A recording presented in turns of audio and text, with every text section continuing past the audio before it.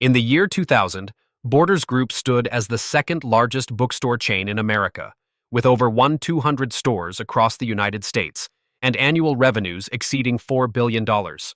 Their superstores were cathedral-like spaces where book lovers could spend entire afternoons browsing towering shelves, sipping coffee, and discovering new authors. But in a decision that would go down as one of the most catastrophic strategic blunders in retail history, Borders executives made a choice that would essentially hand their future executioner the sword. They decided to outsource their entire online operations to a little-known Seattle-based company called Amazon, paying them millions to run Borders.com, while Amazon was simultaneously building the infrastructure that would obliterate the entire brick-and-mortar bookstore industry. The partnership began in 2001, when e-commerce was still in its infancy, and most traditional retailers viewed online sales as a minor supplement to their physical stores. Borders executives, led by CEO Greg Josefowicz, believed they could focus on what they did best, creating immersive retail experiences, while letting Amazon handle the messy technical details of online sales. Under the deal, Amazon would power Borders.com, handle inventory management, process payments, manage customer service, and fulfill all online orders. In return, Borders would pay Amazon a commission on every sale plus additional fees for the technology platform. What seemed like a sensible division of labor was actually Borders financing their own destruction, as Amazon used this revenue stream and the valuable customer data to build the very capabilities that would eventually crush Borders entirely. The immediate results appeared promising for both companies. Amazon was still losing money on most transactions in 2001, burning through cash as they built their logistics network and expanded their catalog beyond books into electronics and household goods.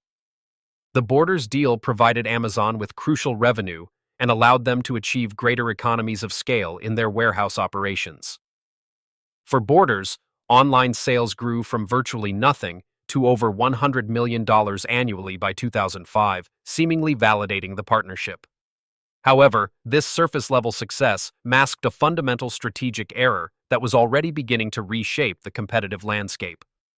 While Borders collected a portion of online revenues, Amazon was collecting something far more valuable: detailed data on customer preferences, purchasing patterns, and market trends that would inform their own strategic decisions for years to come.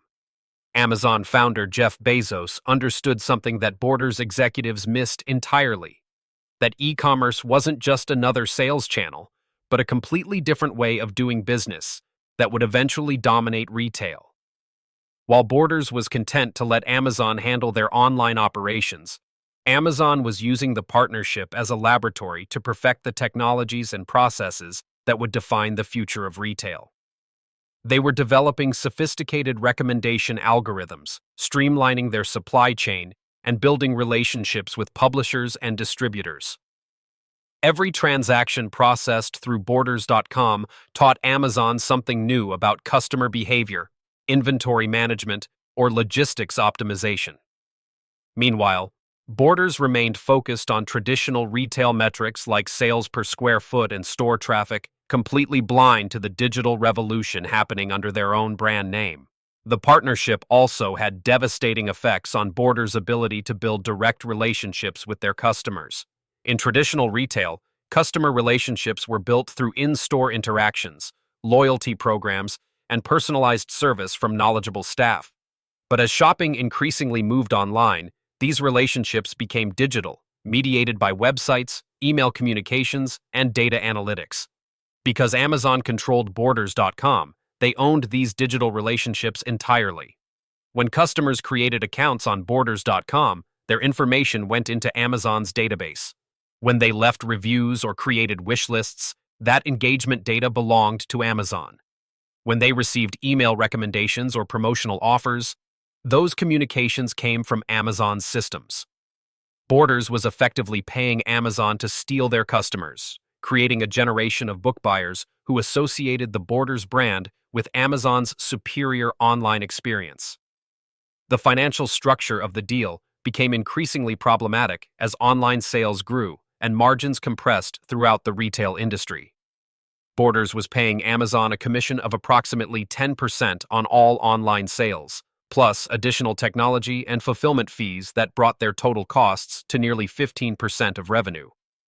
This might have been sustainable if online sales remained a small portion of overall business, but by 2005, e-commerce was growing at over 30% annually, while physical store sales were stagnating.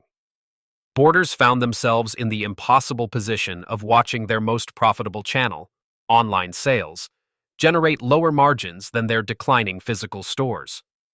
Meanwhile, Amazon was using the steady revenue from the Borders partnership to invest in new technologies, expand their product catalog, and improve their logistics network, creating competitive advantages that benefited their own retail operations. By 2007, the strategic implications of the Amazon partnership had become undeniable, but it was already too late for Borders to change course effectively. Amazon had spent 6 years building a commanding lead in e-commerce technology, customer data, and operational efficiency. When Borders finally decided to bring their online operations in-house, they faced the daunting task of building from scratch what Amazon had been perfecting for over a decade. The new Borders.com, launched in 2008, was plagued with technical problems, poor search functionality, and a clunky user interface that compared unfavorably to Amazon's streamlined experience. Customers who had grown accustomed to Amazon's fast shipping, detailed product information, and personalized recommendations found the new Borders website frustrating and limited. Many simply began shopping directly on Amazon instead, taking their loyalty and purchasing data with them. The timing of Borders' attempt to reclaim their online presence could not have been worse, coinciding almost exactly with the 2008 financial crisis and the explosive growth of e-book sales. As consumers tightened their budgets, they became more price-sensitive and convenience-focused, favoring Amazon's competitive pricing and fast delivery over the browse and discover experience that Borders offered in their physical stores. Simultaneously, the introduction of Amazon's Kindle e-reader in 2007 began cannibalizing physical book sales, creating a new digital market that Amazon dominated completely. Borders had no e-reader strategy, no digital book platform, and no technology infrastructure to compete in this rapidly expanding market segment. Their decision to outsource online operations to Amazon had left them completely unprepared for the digital transformation of their own industry. The death spiral accelerated rapidly after 2008 as Borders faced declining sales, mounting debt, and an increasingly obsolete business model. Their physical stores, once their greatest asset, became massive financial liabilities as customers shifted to online purchasing and e-books.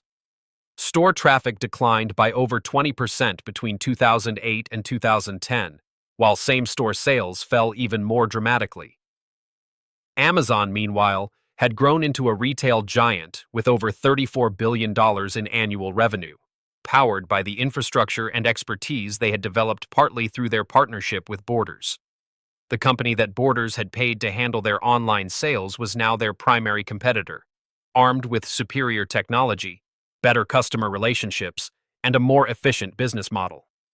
Amazon's book prices were consistently lower than Borders, their selection was vastly larger, and their delivery was faster and more reliable.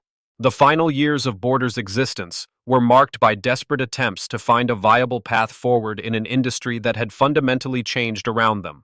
They closed hundreds of stores, laid off thousands of employees, and restructured their debt multiple times, but nothing could overcome the competitive disadvantages created by their decade-long partnership with Amazon.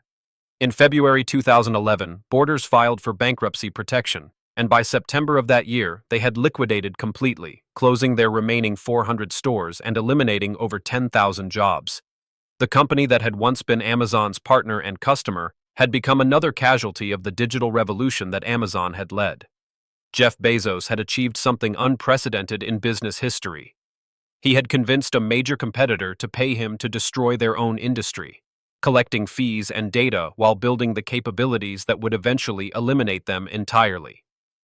The Borders-Amazon partnership stands as the ultimate example of how misunderstanding the strategic implications of new technology can lead not just to competitive disadvantage, but to complete annihilation.